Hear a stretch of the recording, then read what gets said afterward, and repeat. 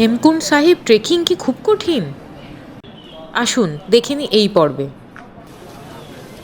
Valley of flowers trek করে আসার পর বিকেলবেলা ঘাঙারিয়ার গুরুদ্বারা দর্শন করতে গেলাম।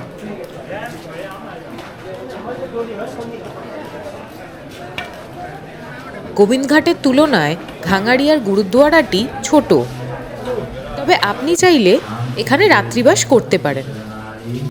से जन जुग में सुखवासी से मुकत नर त्याया जी तिन टूटे जम की फांसी। দর্শন করে সেদিনের ডিনারটা আমরা লঙ্গর থেকেই সেরে নিলাম।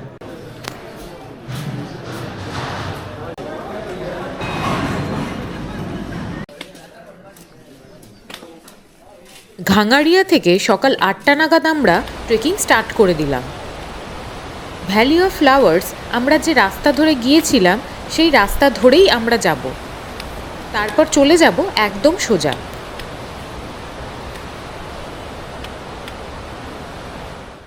এখন আমরা সকাল সকাল রওনা দিয়েছি হেমকুণ্ড সাহিব যাওয়ার জন্য। তো রাস্তা প্রচন্ড খাড়াই, আর যেতে অবশ্যই সময় লাগবে। এখন এখান থেকে হচ্ছে কত কিলোমিটার, 6 কিলোমিটার। তো আমরা এবার আস্তে আস্তে এগোচ্ছি সামনের দিকে। প্রকৃতি এখানে ছবির মতো সুন্দর, আর সৌভাগ্যবশত আমাদের সেদিনের ওয়েদারও ছিল যথেষ্ট ভালো। এত সুন্দর প্রকৃতি দেখে মনে হচ্ছিল যে কোথাও না গিয়ে বরং এখানে বসেই ঘন্টার পর ঘন্টা কাটিয়ে দিই। রাস্তা প্রচণ্ড চড়াই, শুরুতেই হাঁপিয়ে যাচ্ছি। ওই যে নিচে দেখতে পাচ্ছেন যে নীল নীল শেড করা রয়েছে, ঘরের মতন এখান থেকে দেখা যাচ্ছে। তো ওইটা হচ্ছে ঘাঙারিয়া, আর আমরা আছি এই উঁচুতে। আর পাহাড়গুলো দেখেছেন, মানে অসম্ভব শার্প পাহাড়, মানে ভয়ঙ্কর খাড়াই।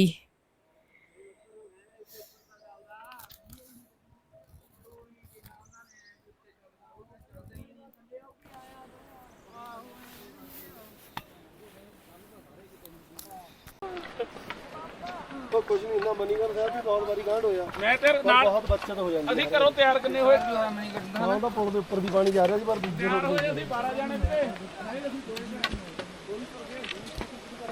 ওই যে চড়াই দেখতে পাচ্ছেন, এইটা পার করে আমাদের হেমকুণ্ড সাহিব পৌঁছতে হবে। এখানে দেখতে পাচ্ছেন একটা গ্লেসিয়ার রয়েছে। তো আমার খুব এক্সাইটেড লাগছে। একসময় ভূগোলের স্টুডেন্ট ছিলাম, সারা জীবন বইতেই পড়ে গেলাম, গ্লেসিয়ার জীবনে চোখে দেখলাম না। তো আজকে চোখে দেখলাম যে গ্লেসিয়ার কেমন হয়। আর মানে এটা একটা অন্যরকম অনুভূতি আর কি, এক্সপিরিয়েন্সও বলা যায়।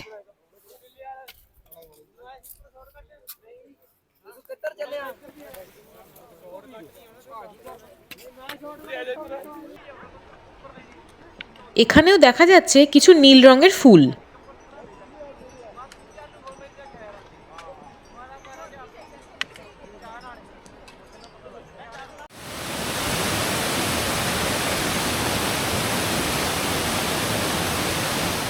এখানে রাস্তাটা দুভাগে ভাগ হয়ে যাচ্ছে। একটা রাস্তা প্রচণ্ড চড়াই, আমরা সেই রাস্তাটায় না গিয়ে অপেক্ষাকৃত কম চড়াই যে রাস্তাটা সেটা দিয়ে গেলাম।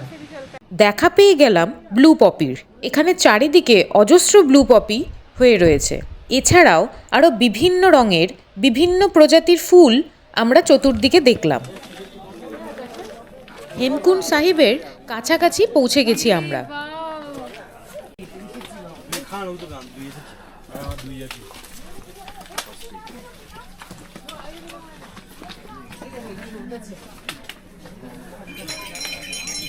আর একটু গেলেই আমরা গুরুদ্বারার কাছে পৌঁছে যাব।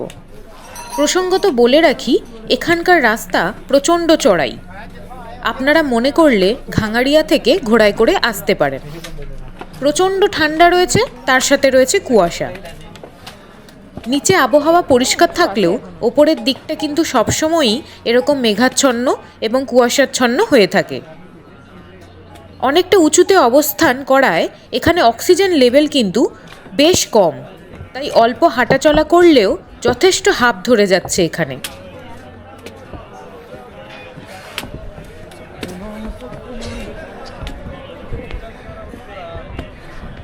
হেমকুণ্ড সাহিব প্রায় 15,200 ফুট উচ্চতায় অবস্থিত শিখদের তীর্থস্থান।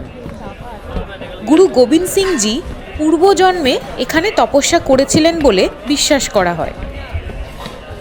এখানে ভক্তরা স্নান করেন, প্রার্থনা করেন এবং মানসিক শান্তি খোঁজেন। হেমকুণ্ড শব্দের অর্থ বরফে ঘেরা পুকুর বা বরফের হ্রদ।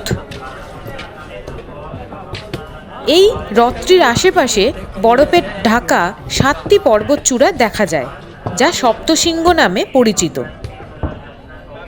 গুরুদ্বারাটি কেবলমাত্র মে থেকে অক্টোবর অবধি খোলা থাকে, কারণ বাকি সময় এই অঞ্চলটি পুরোটাই বরফে ঢাকা থাকে।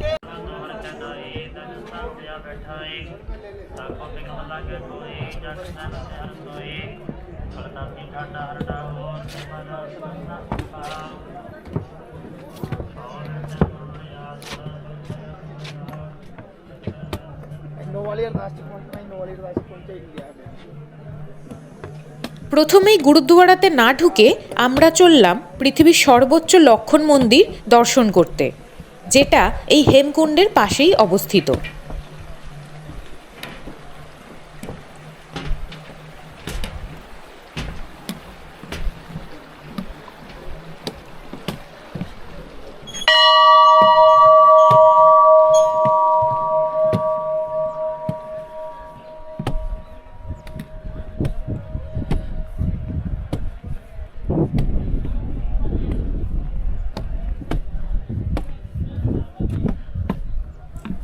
রামায়ণে লক্ষ্মণের যথেষ্ট বলিষ্ঠ একটি চরিত্র আমরা দেখতে পাই, কিন্তু লক্ষ্মণকে কোথাও সেই অর্থে দেবতা হিসেবে আলাদা করে পুজো করা হয় না। কিন্তু এই হেমকুণ্ড সাহিবের পাশেই লক্ষ্মণ মন্দিরটি প্রতিষ্ঠিত, যেখানে লক্ষ্মণকে দেবতা হিসেবে পুজো করা হয়। ভেতরে রয়েছে মূর্তি এবং সাথে করে আনা ধূপ ও নকুলদানা দিয়ে আমরা পুজো করলাম এবং প্রসাদ গ্রহণ করলাম। बहुत औखा भी है, देख ला ठंड बहुत बुरा हाल हो गया स्नान करके। वो बर्फ पई है चिट्टी चिट्टी जी। লক্ষ্মণ মন্দির থেকে বেরোনোর পরই লক্ষ্য করলাম হেমকুণ্ডের উপর থেকে কুয়াশা কিছুটা সরে যাচ্ছে এবং হেমকুণ্ড অসম্ভব সৌন্দর্য নিয়ে আমাদের চোখে ধরা দিচ্ছে।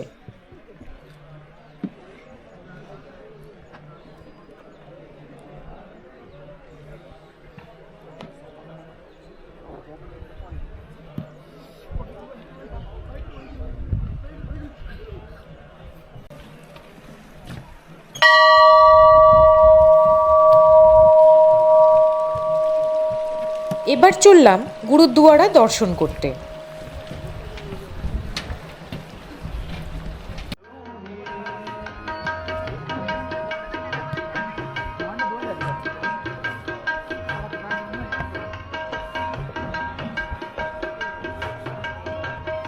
দু চোখ ভরে হেমকুণ্ডকে দেখতে থাকলাম, কেননা এই সুযোগ হয়তো জীবনে আর কখনোই আসবে না। স্বচ্ছ পান্না রঙের জল এবং চারিদিকে পাহাড় ঘেরা এই পবিত্র কুণ্ড।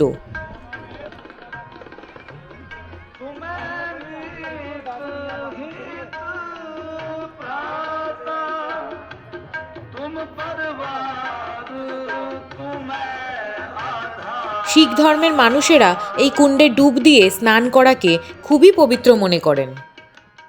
সেই কারণে এই অসম্ভব ঠান্ডাতেও তারা এই জলে ডুব দিয়ে পুণ্য সঞ্চয় করতে একটুও পিছুপা হচ্ছিলেন না।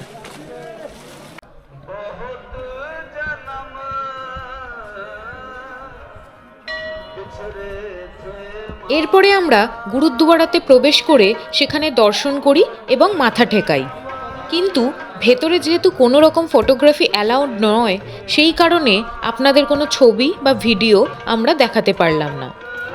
দর্শন করে বেরোনোর পরে আমাদের হাতে প্রসাদ হিসাবে দেয়া হয়েছিল গরম হালুয়া।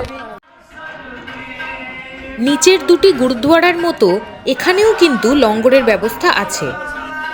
যত মানুষ এখানে আসছেন দর্শন করতে, তারা লঙ্গরে গিয়ে গরম চা খেতে পারেন এবং অন্যান্য খাওয়া দাওয়াও করতে পারেন। এইবার ফেরার পালা। খুব সুন্দরভাবেই হেমকুণ্ড সাহেব এবং লক্ষণ মন্দির দর্শন হলো, কিন্তু মনটা একই সাথে একটু খারাপও হলো, কারণ তখনও পর্যন্ত আমার একটিও ব্রহ্মকমল দেখার সৌভাগ্য হয়নি। একটু ভারাক্রান্ত মন নিয়েই যখন ফিরছিলাম, সেই সময় হঠাৎ করে দর্শন পেলাম সেই বহুকাঙ্ক্ষিত ব্রহ্মকমলের। ঈশ্বর বোধ হয় এই যাত্রায় আমার কোনো স্বাদই অপূর্ণ রাখতে চাইছিলেন না। যে খাড়াই সিঁড়ি দিয়ে উঠতে ভয় পেয়েছিলাম, কিন্তু নামার সময় সেই সিঁড়ি দিয়েই নেমে এলাম।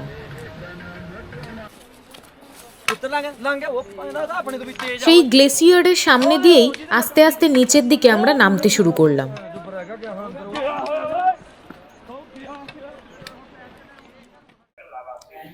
জাস্ট এসে পৌঁছলাম GMVN এর যে রেস্টুরেন্ট আছে সেখানে, পাশেই আমাদের থাকার আর কি জায়গা। তো মানে জাস্ট বিধ্বস্ত, বলার কথা নয়। তবে হ্যাঁ, সৌন্দর্য অবশ্যই, মানে সেটাও বলা করার ঊর্ধ্বে। যেরকম ক্লান্তি, কষ্ট, মানে না ওঠার সময় পুরো চড়াই। আর মানে আমরা বাড়িতে হয়তো 5 তলা 6 তলা উঠতেও লিফট ব্যবহার করি, আর এটা মনে হয় 1000-2000 তলা হবে, আমি জানি না কত, মানে তার বেশি কমও হতে পারে। তো সেইগুলো আমরা মানে সারাদিন ধরে ওঠা এবং তারপরে নামা, মানে ভয়ঙ্কর বিধ্বস্ত অবস্থা। এখন জাস্ট এলাম, কিছু খাবো। ট্রেক করার সময় তো কিছু খেতেও ইচ্ছা করে না। এখন একটু আমরা স্যুপ খাবো। আর ট্রেক করার সময় শুধু জল। আর এটা আপনারা জানেন যে পাহাড়ের ওপরে যে কোনো কিছুর দাম অনেক বেশি। 20 টাকা জলের বোতল, 60 টাকা। আমরা একটা লস্যি খেয়েছিলাম, আমুল লস্যি, 25 টাকা লস্যি, 60 টাকা। তো এইরকম একটা অবস্থা, খেতেও কিছু ইচ্ছা করে না, খেলে শুধু জল আর এই টুকটাক লিকুইড। তো এখন কিছু খাবো, তারপর ঘরে গিয়ে রেস্ট নেব। আর এখানে কয়েকজন মানুষের সাথে মানে ট্রেকিং করার সময় দেখা হয়েছিল, আলাপ হয়েছিল, তো তারাও ডাকাডাকি করছিল। তো এখন আমাদের অবস্থা খুব খারাপ। তো সন্ধ্যেবেলা যাবো, সেখানে হয়তো গল্প টল্প করবো, কিন্তু আপাতত মানে পুরো রেস্ট মোডে চলে যেতে হবে। মানে এক ফোঁটা এনার্জি আর বাকি নেই, মানে পুরো ভয়ঙ্কর বিধ্বস্ত অবস্থা।